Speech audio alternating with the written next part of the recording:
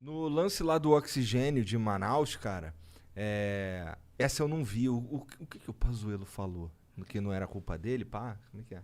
Não, ele disse, primeiro ele inverteu as datas que teve conhecimento.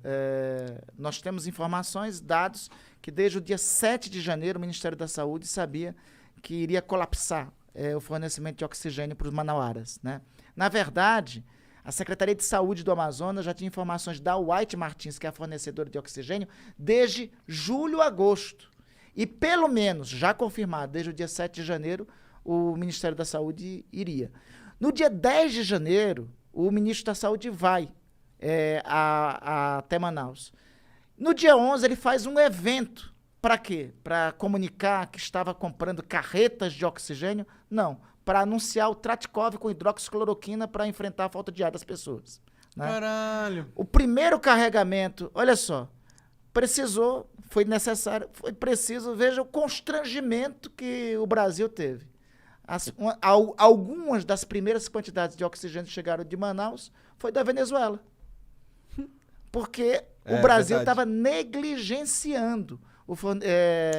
Ainda não tinha atentado e não tinha dado a prioridade devida. Não era nem a questão necessidade. tipo, não dava pra comprar. A questão é que só não compraram porque não se preocuparam que ia faltar. Eles tinham lá uma convicção, tinham informação, ou então, aí é a hipótese que nós estamos trabalhando. Nós acreditamos que o povo manauara, os cidadãos de Manaus, foram tratados como cobaia.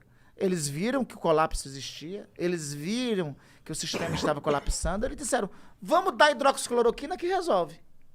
Quando viram que falhou a hidroxicloroquina, aí foram atrás do oxigênio, mas e só aí era depois. tarde demais. Aí já era muito tarde. Aí Então, deu o que essa é a hipótese que nós caminhamos lá. E essa hipótese aí não é para denunciar criminalmente ao Ministério Público, não é para o impeachment somente, não. Isso aí é crime de lesa humanidade. Segundo o Estatuto de Roma, crime de lesa humanidade é julgado pelas leis do país, mas é julgado também pelo Tribunal Penal Internacional. Isso é algo que eu ficava pensando às vezes, assim, porra, imagina se o Bolsonaro, se ficar provado mesmo que o presidente fez merda na pandemia, porra, o mundo vai querer a cabeça dele. O que pode acontecer no fim da CPI lá? O que tu imagina? Igor, eu defendo que o relatório final da CPI tenha 3 grandes capítulos, que eu chamo de 3 tomos. O primeiro tomo apontar o que foi crime político. Crime político está na Constituição, artigo 84, né? É o chamado crime de responsabilidade. Quem é que julga crimes de responsabilidade? É a Câmara dos Deputados, né? Então tem uma primeira parte de caracterização disso, que manda para a Câmara dos Deputados com o juízo de admissibilidade do presidente da Câmara, que é o deputado Arthur Lira. Uma segunda parte é dos crimes comuns. Esses crimes comuns vão para o Ministério Público Federal. Nós já temos apontado os seguintes crimes comuns: charlatanismo, crime contra a ordem sanitária, prevaricação, tráfico de influência e corrupção passiva, e estamos com os elementos já encontrando pelo menos o crime de corrupção ativa. Então, esses crimes comuns vai nessa segunda parte do relatório. Na terceira parte do relatório, nós temos todos os elementos para esse morticínio que aconteceu em Manaus. Todos os elementos indicando que lá a população manauara foi feita de cobaia. Tendo sido feito de cobaia, então aí é o crime de lesa humanidade, artigo 5º do Tribunal do Estatuto de Roma, do Tribunal Penal Internacional, né? Então, a ideia é apresentar um relatório com esses 3 grandes capítulos, com esses 3 grandes tomos. Aí você pode perguntar, mas aí o PGR não vai tocar, o presidente da Câmara não vai tocar? Bom, primeiro é o seguinte, a lei que rege as CPIs define o seguinte: aquela autoridade que recebeu o relatório da CPI tem 30 dias para dizer qual providência tomou. Se não disser qual providência tomou, ela responde administrativa, civil e criminalmente. Responde em 3 esferas. Então, tem instrumentos legais para também acionar a autoridade que não tomar as providências, né? Segundo, vamos lá que não avance, por exemplo, os crimes de responsabilidade. Mas os crimes comuns, os agentes responsáveis pelos crimes comuns, serão perseguidos pelo menos pelos próximos 15 a 20 anos. Crime charlatanismo, crime contra a ordem sanitária, homicídio culposo, corrupção ativa, não prescreverá pelo menos nos próximos 5 anos. Entendi. Então, isso que me leva a crer, a acreditar e a lutar para que o relatório final, né, tenha um peso não somente para agora. Independente disso, Monark e Igor,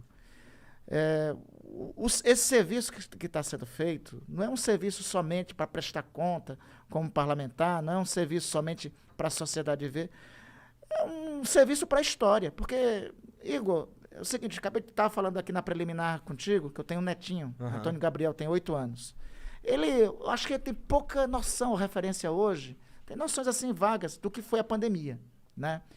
Mas daqui, quando ele chegar com 20 anos, nos livros de história, vai estar escrita essa tragédia aqui que nós brasileiros vivemos.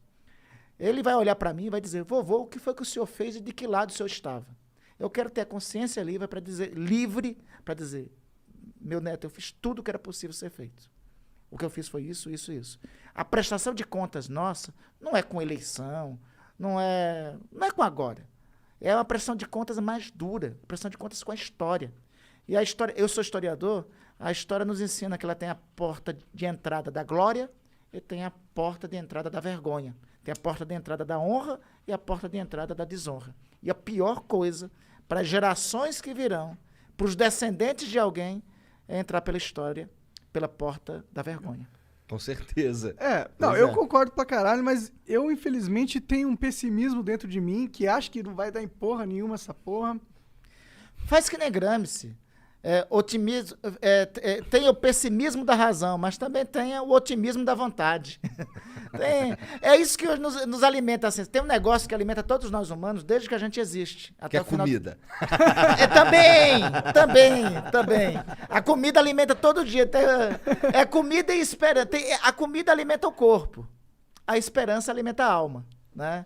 Se tu não tem esperança nas coisas, se tu não tem o chamado otimismo da vontade, diz, não, pô, hoje foi um dia ruim, mas amanhã vai ser melhor, né?